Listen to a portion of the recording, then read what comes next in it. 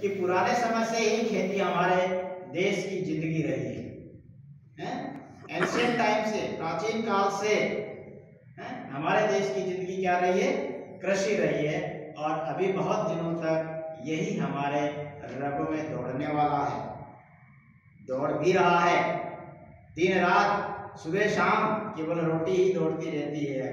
यहाँ का हर आदमी केवल रोटी के बारे में ही सोचता रहता है। सही है या गलत? हाँ। तो ये कह रहे हैं जाकिर हुसैन महोदय के पुराने समय से ही खेती हमारे देश की जिंदगी रही है और अभी बहुत दिनों तक यही हमारे रगों में दौड़ने वाला और हमें शक्ति देने वाला खून रहेगा। अतः भारतीय कृषि का अर्थव्यवस्था में गौरवपूर्ण स्थान है। कृषि देश के उद्योग, व्यापार, यातायात के साधनों का विकास, पशुपालन का आधार है। व्यापार का भी आधार है, ट्रांसपोर्ट का भी आधार है, डेवलपमेंट के साधनों में पशुपालन का भी आधार है। अतः उन सब के विकास के लिए कृषि का महत्व और भी बढ़ जाता है। ठीक है। कृषि भारतीय अर्थव्यवस्था का मेरुदंड है। आपका सारा काम, सारी एक्टिविटीज करने के लिए आपकी एक हड्डी जिम्मेदार है, उसका नाम भी मेरुदंड है। मालूम है कि नहीं? किधर है? कहाँ है मेरुदंड? तुम्हारा मेरुदंड है कि नहीं है? ऐसी कौन सी हड्डी है जिसके बिना तुम्हारा कुछ नहीं हो सकता है? रीढ़ की हड्डी मेरुदंड की हड्डी कहलाती है। तो भारतीय अर्थव्यवस्था, हमारी इंडियन इकोनॉमी के लिए कौन जिम्मेदार है? मेरुदंड का काम कौन कर रही है? अरे जिसके ऊपर 80% पॉपुलेशन डिपेंड करती है तो एग्रीकल्चर ही है। यहाँ से आप 80 किलोमीटर तक चलोगे, बांसवाड़ा चले गए, बांसवाड़ा से आगे उदयपुर तक चले गए, 2-4 मिले यहाँ बांसवाड़ा में है, बाकी कुछ मिले यहाँ उदयपुर में है, प्रतापगढ़ में नहीं है। कितना सुना सुना लार्ज स्केल पर एरिया खाली पड़ा हुआ क्या है? उसकी तुलना जनसंख्या से करें, कितनी ज्यादा जनसंख्या, और बाकी संसाधन क्या है? कहीं उद्योग धंधे देखने मिल रहे हैं क्या? कुछ भी नहीं मिल रहे हैं। चारों तरफ वीरान ही वीरान। उद्योगों की दृष्टि से मुझे तो ये पूरा संभाग ही डेजर्ट है। सही है कि नहीं? क्या है ये? मेरी तो नजर ही जाती है, मैं देखता हूं कि पूरा डेजर्ट है, कुछ भी तो नहीं है, और जनसंख्या देखता हूं तो इस दक्षिण संभाग में भेड़ बकरियों की जगह है। भेड़ बकरियां कम हो गई, मुर्गियां कम हो गई, ये पशु ज्यादा दिखाई दे रहे हैं। तो हम एग्रीकल्चर के ऊपर डिपेंड है, मेरुदंड है, कृषि ही हमारा आधार है। अतः भारत के विकास के लिए कृषि का महत्व और भी अधिक है। भारतीय अर्थव्यवस्था में कृषि के महत्व को निम्न रूपों में हम लोग व्यक्त कर सकते हैं। पहला है, रोजगार का प्रमुख साधन है।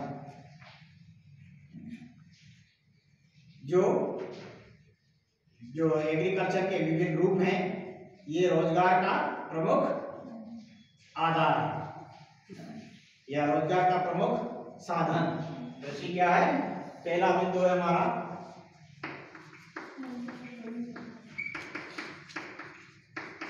रोजगार का प्रमुख आधार है कृषि हमारा।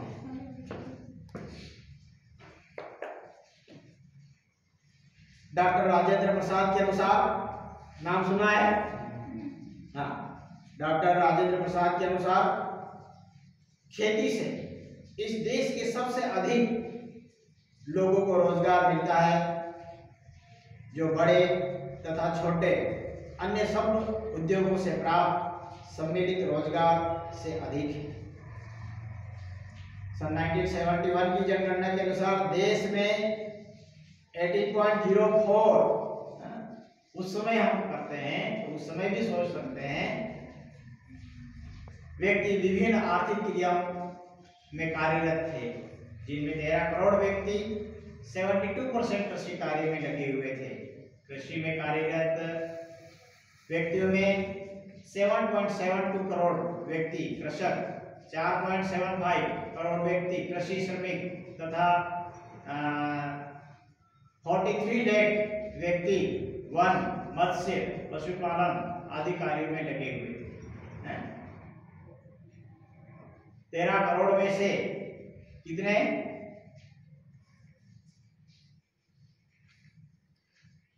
मतलब 72% व्यक्ति उस समय भी कृषि कार्य में लगे हुए थे। दूसरा है राष्ट्रीय आय में योगदान। दूसरा बिंदु है कृषि का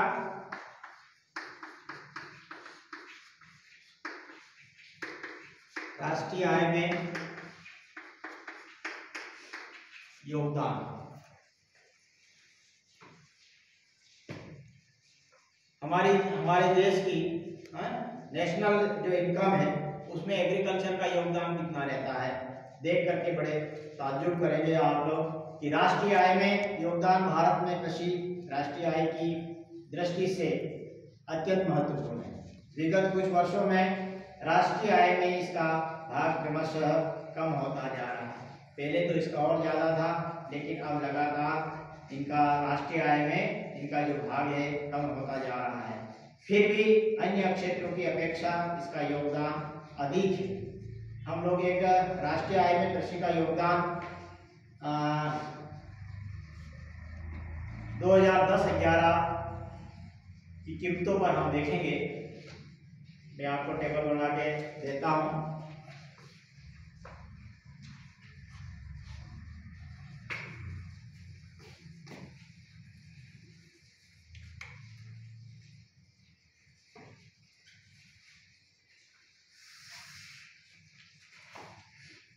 ये वर्ष हो गया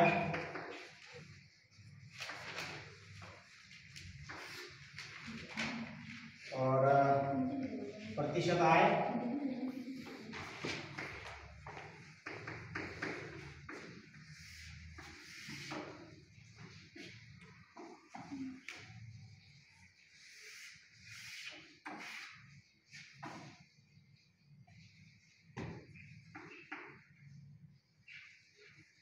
दो 2010-11 में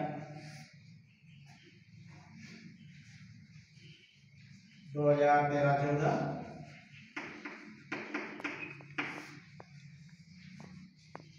2017-18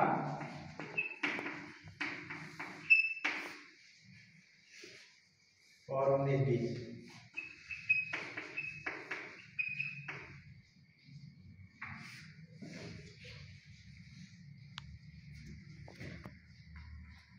$50.6,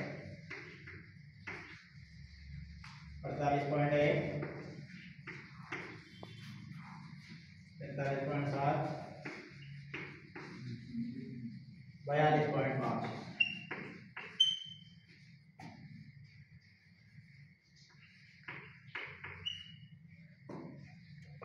राष्ट्रीय आय में कृषि का योगदान।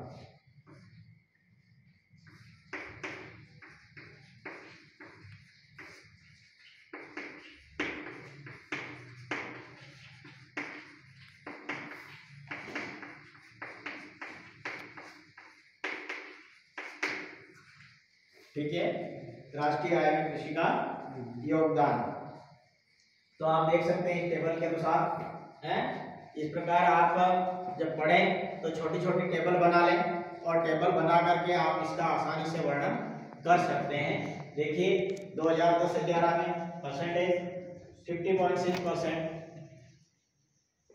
जो इनकम ऑफ सोर्स एग्रीकल्चर पर था, कृषि पर था, वो 2013-14 में 48.1% हो गया, कम हो गया। देन 2017-18 में 45.7 हो गया और कम हो गया, घट गया। और 2019-20 में 42.5 हो गया। इसका मतलब इन वर्षों में लगातार ये जो एग्रीकल्चर का योगदान है वो घटता जा रहा है। क्या हो रहा है? घटता जा रहा है। तो पहली लाइन में हमने देखा था कि कैसे कैसे ये कम हो रहा है। अब तीसरा है पशुओं का प्रयोग। तीसरा बिंदु क्या हुआ? पशुओं का प्रयोग।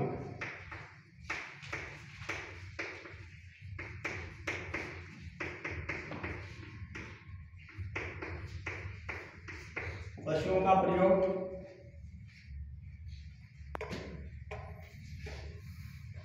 भारत में कृषि कार्य में पशुओं का शक्ति के साधन के रूप में प्रयोग किया जाता है?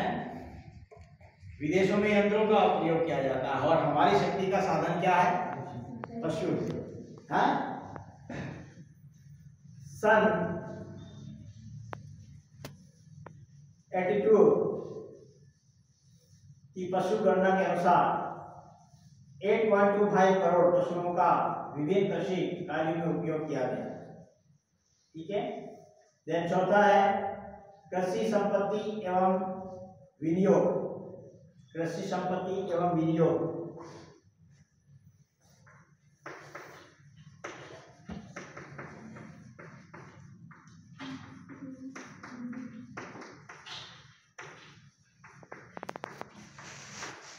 कृषि संपत्ति एवं विनियोग।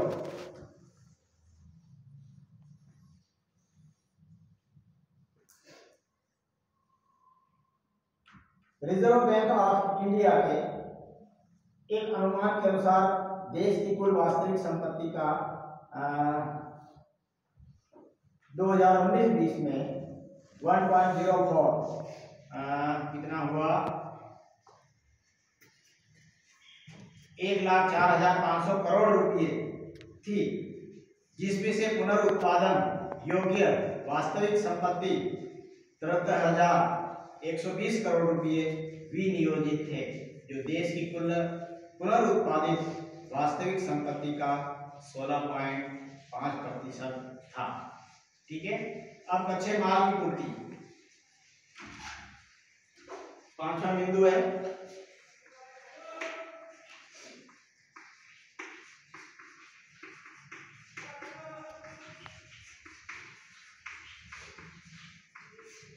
कच्चे माल की पूर्ति।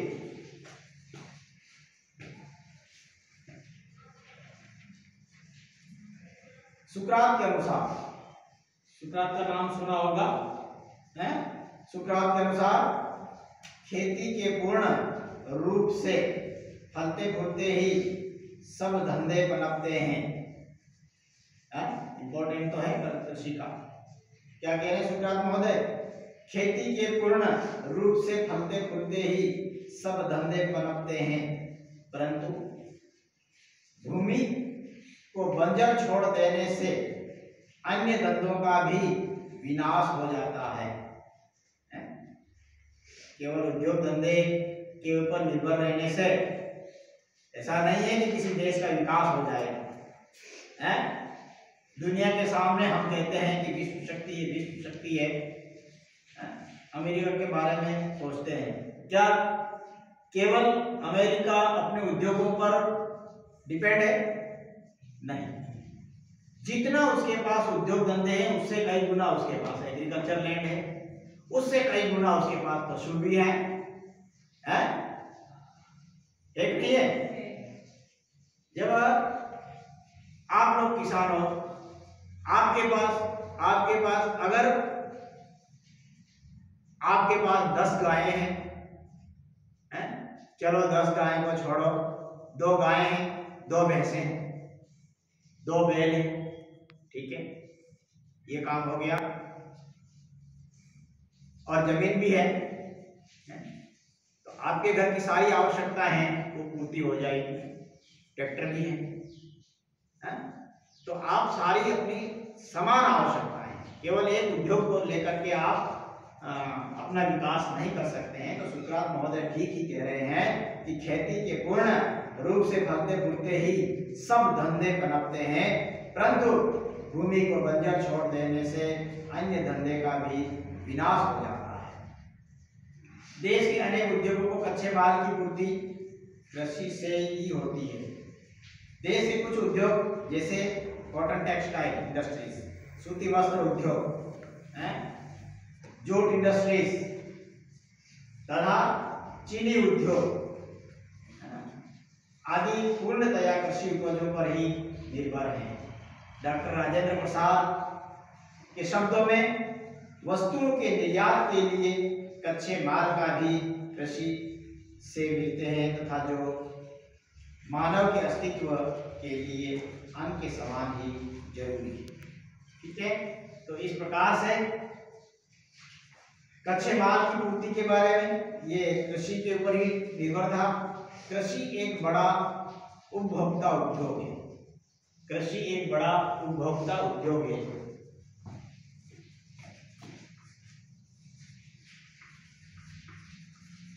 कृषि एक बड़ा उपभोक्ता उद्योग है। ठीक है, खुद ही एग्रीकल्चर कंज्यूमर है, बिग कंज्यूमर है। कृषि क्या है? एक बिग कंज्यूमर है। कृषि न केवल उद्योगों व अन्य क्षेत्रों की मांग की पूर्ति करता है। क्या है?